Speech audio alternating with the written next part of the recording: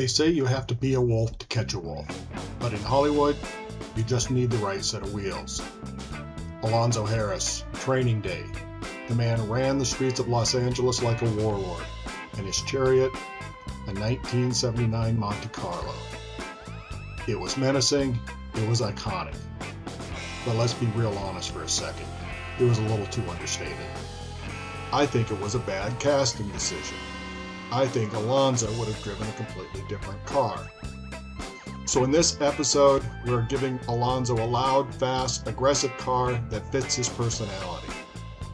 Oh yeah, and that color is gonna pop your eyes out.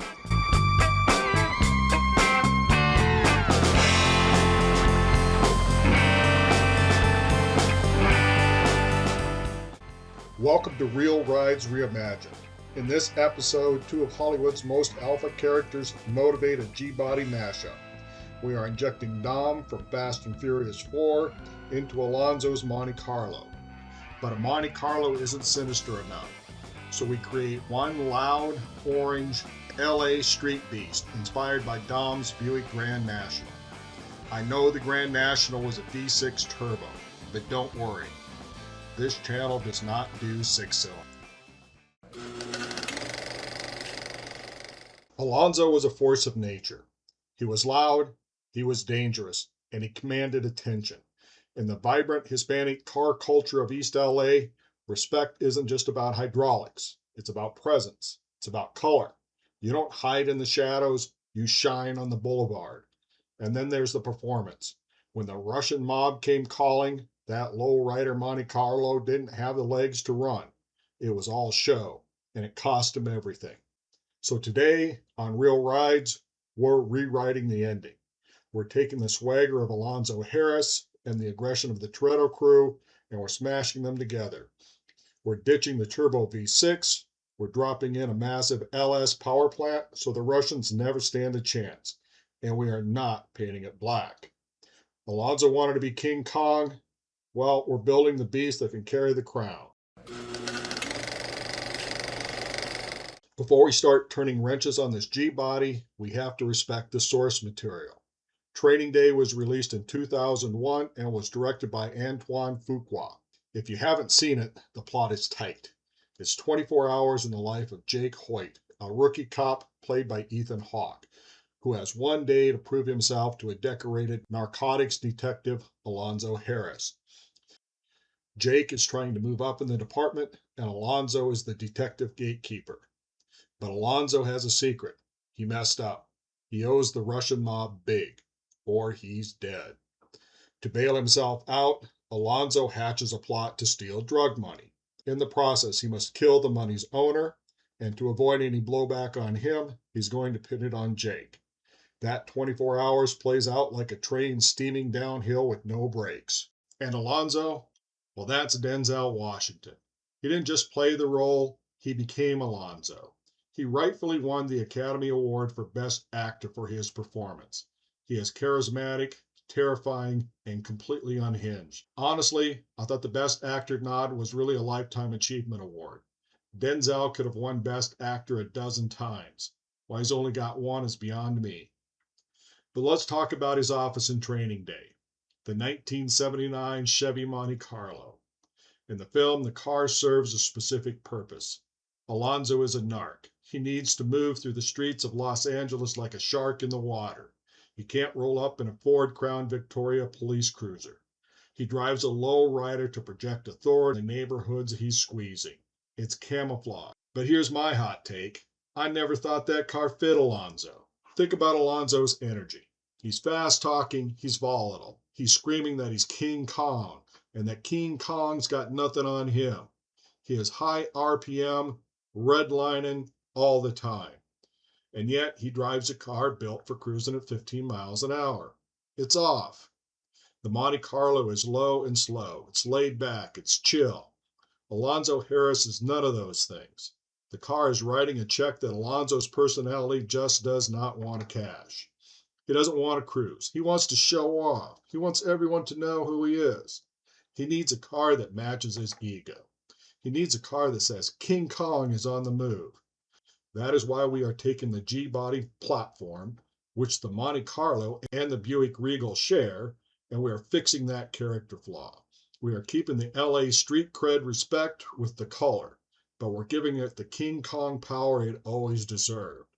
At the end of the day, Alonzo needed an escape vehicle, not a parade float. So we're going to build him one. If Alonzo Harris is the alpha of the badge, Dominic Toretto is the alpha of the track. They are cut from the same cloth. Both command rooms, both demand respect. And they both know that in the jungle, you're either the predator or the prey. But here's the difference. Alonzo hid his darkness behind a detective's shield. Dom Toretto, he owns it. He's not a straight arrow, but he's an outlaw with a code, living life a quarter mile at a time. He doesn't pretend to serve and protect anything but his family. And nothing establishes that hierarchy like the opening of Fast and Furious 4. We aren't in LA anymore. We're in the Dominican Republic, and Dom is behind the wheel of a sinister, blacked-out 1987 Grand National. This is the motivation for our build. Watch this scene. He isn't just driving, he's hunting. He's wrestling a massive fuel tanker on a mountain road. And then comes the money shot. The tanker is flipping and rolling and burning, destroying everything in its path. Most people hit the brakes. Toretto, he hits the gas. He slides that Buick right under the rolling death trap. It is pure physics-defying insanity. It tells you everything you need to know about the car. It's heavy, it's fast, and it's dang near indestructible. Now the plot. Look, it's generic. Drug lords, revenge, tunnels into Mexico. You've seen it 100 times. But we aren't here for the Shakespearean dialogue. We're here for the adrenaline. From the first drop of the clutch to the final tunnel chase, this film is high-octane chaos. It captures the raw, gritty aggression that we want to bottle up and pour right into our King Kong build. Dom trusts that Grand National with his life, and that is exactly why we're building one. So if we're reimagining Alonzo's ride, why are we starting with a Buick instead of a Chevy? Let's look at the DNA. Both the 1979 Monte Carlo and the 1980s Regals are G-bodies. They share the same skeleton, the same frame, suspension, and wheelbase, but their souls completely different. The Monte Carlo was born as a personal luxury coupe. It was the working man's Cadillac. By 1979, the third generation had these swooping fender lines, the sculpted curves, and the distinctive knight's crest. It's a cool car, don't get me wrong, but in the enthusiast world, the Monte Carlo, especially that era, usually goes down one of two paths. It's either a lowrider hopping on 13-inch wires like in Training Day, or it's a NASCAR clone with the bubbles on the back glass. But the Buick is different. The Buick Regal has a heritage that the Monte Carlo just can't touch. And it all comes down to two words: Grand National.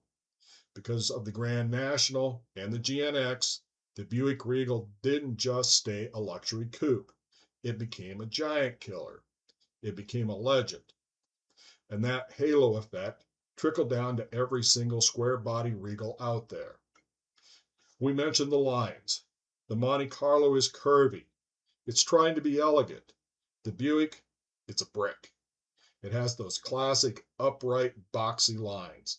It looks like a fist flying down the road. That is why you see Buicks dominating the drag strips and the street muscle scene way more often than Montes. The Buick Regal implies performance. The Monte Carlo implies cruising. Alonzo Harris thought he was a wolf, but he was driving a sheep in wolf's clothing. We're going to fix that. Now we have to address the elephant in the room, or rather, the Grand National in the room. In Fast and Furious 4, the car was a legend. It was presented as the Holy Grail, the Buick Grand National, a turbocharged, intercooled V6 assassin. But here's the Hollywood magic trick. That wasn't a real Grand National. It was a stunt car. It was a standard 1981 Regal, just like the one we are building, dressed up in a tuxedo to fool the audience. It was an actor playing a role. I know, the purists are screaming at me. They're saying you have to put the turbo V6 back in that thing. That's what makes the car what it is. I hear you, but I also have a memory. Mid-1980s, I owned a late 1970s Regal. It had that early carbureted turbo V6. And let me tell you something about that engine. It was the biggest pile of junk.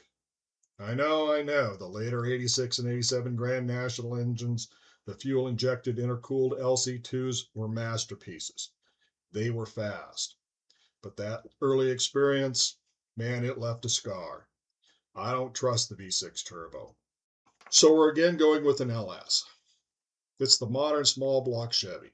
Now, nobody has ever written a song about an LS, but it'll start every time you turn the key. There are parts everywhere, and it fits into this G-body engine bay like it was born there. In trading day, Alonzo's Monte Carlo had hydraulics. It could bounce, it could three-wheel, and it looked incredible cruising down Crenshaw. But if you tried to take a corner at 60 miles an hour, you'd be on the roof. What we are going for in this build is the car Alonzo Harris would choose if intimidation wasn't enough anymore. Not subtle, not polite, and definitely not anonymous. The color hits first, atomic orange, loud, confrontational, impossible to ignore. It doesn't blend into traffic. It draws your eyes like a three-car pileup. This isn't a color meant to disappear down side street. It's a color that tells the world you're coming. But look closer. The chrome is blacked out. The edges are sharp, the stance is low and deliberate. That's where the menace lives. This Regal doesn't flex, it just waits.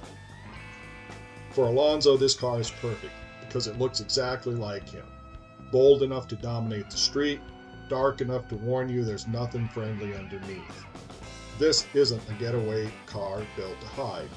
It's a statement car built to end the conversation.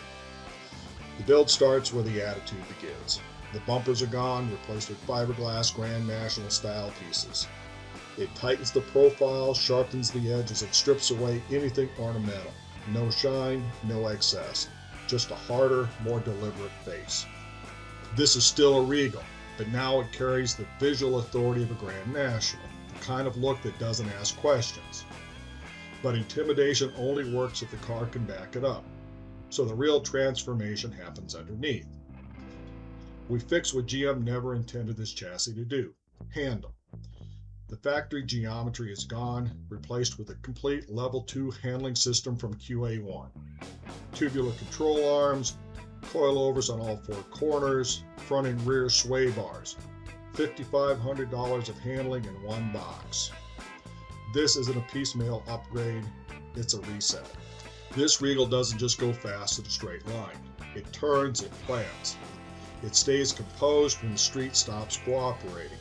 That's the difference between a loud car and a dangerous one. Handling is only half the equation. The car can go fast and turn but can't stop, none of it matters. So we upgrade the brakes on all four corners. Big brakes, modern calipers, real thermal capacity. This Regal isn't relying on 40-year-old hardware to manage modern speed.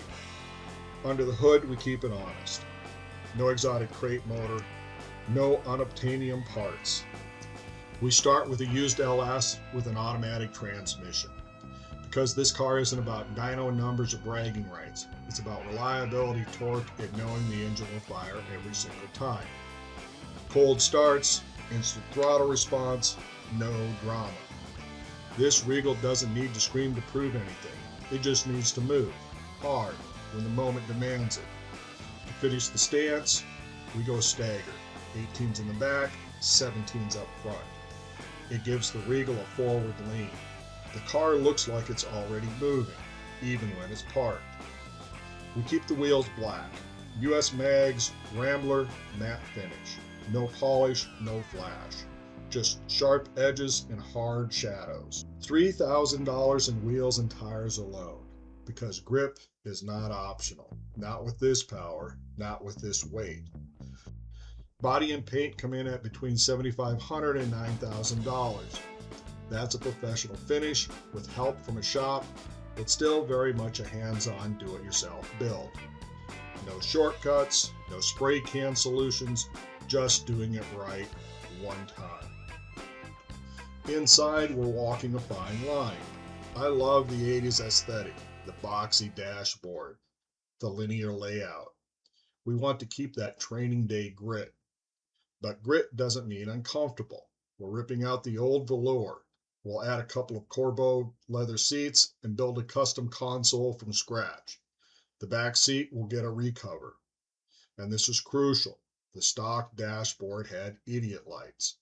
With the LS swap, we need real data. Oil pressure, water temp, voltage. If we're running from the mob, I need to know exactly what the engine is doing. We'll add a decoded digital gauge set that should slip right into our Regal's dash. When you add it all up, the suspension, the brakes, the drivetrain, the wheels, the tires, the bodywork, the interior, this Regal lands between about $38,000 and $49,000. That's assuming new parts everywhere they matter, except the LS. The internet is littered with low mileage LS and LTs from wrecks that come with transmissions. Sure, there are other ways to cut costs. There always are. If you build cars, you know where you're willing to compromise and where you are not. I'm leaving those decisions up to you. This number reflects what it takes to build the car that looks right, drives right, and holds together when you lean on it. This is how I build the car. Well, all right, folks, that's it for this episode. As always, I'm begging for some likes and some subscribers. My resume is just begging for a line that says successful YouTuber. Let me know what movie cars you want to see reimagined next. I'm Deva. This is Reel Rides Reimagined. We'll see you next time.